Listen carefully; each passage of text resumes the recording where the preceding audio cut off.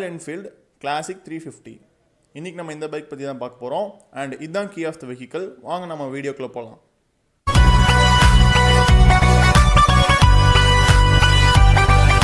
இப்போ Royal என்ஃபீல்டோட history பற்றியும் இந்த 350 செக்மெண்ட் சிசி எப்போ பாப்புலர் ஆச்சு அப்படிங்கிறத பற்றி நம்ம இப்போ பார்க்கலாம்.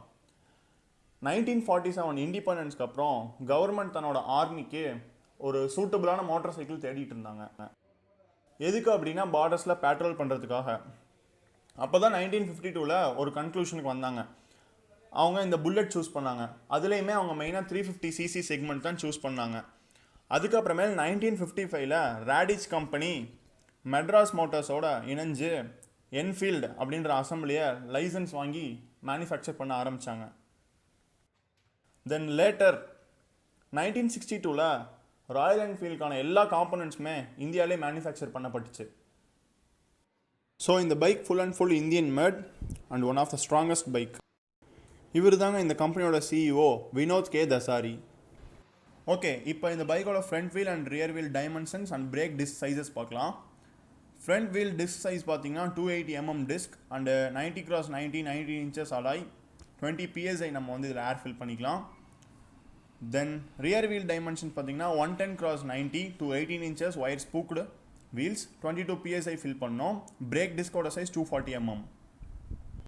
இந்த பைக் பேர் போனதுக்கு எக்ஸாஸ்ட் சவுண்டை ஒரு ரீசனாக சொல்லலாம். வாங்க நம்ம எக்ஸாஸ்ட் சவுண்ட் கேட்கலாம்.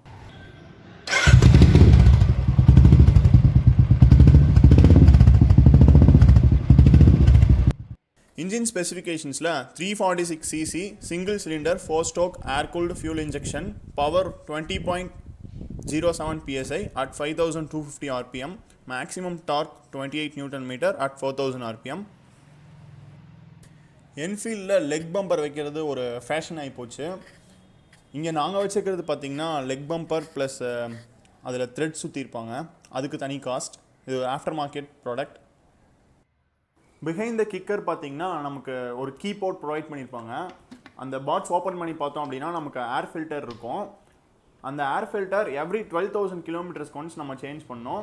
அப்புறம் எவ்ரி 3,000 கிலோமீட்டர்ஸ்க்கு ஒன்ஸ் நம்ம அதை ப்ரெஷர் வாஷ் பண்ணணும். அப்போ தான் அதில் இருக்கிற ஆயில் ரெசிடியூஸ் எல்லாம் க்ளீன் ஆகும்.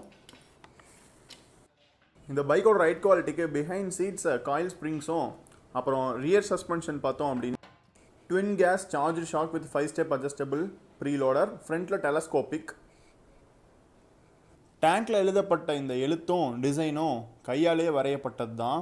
அது இவங்களோட ஒரு தனி ஸ்பெஷாலிட்டி. தென் லெஃப்ட் சைடில் இன்னொரு கீபோர்ட் ப்ரொவைட் பண்ணியிருப்பாங்க. அதில் தான் நமக்கு tool kit and first aid kit இருக்கும்.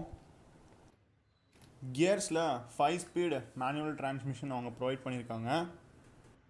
வண்டியோட டேங்க் கெப்பாசிட்டி பார்த்தோன்னா 13.5 liters. நம்ம ஓட்டுறதை பொறுத்து மைலேஜ் வரும். மேக்ஸிமம் 30 to 35 கிளைம் பண்ணலாம். ஓகே, இப்போ லைட்ஸ் பார்க்கலாம். Left and right indicator, then parking lights, then lower and upper headlights.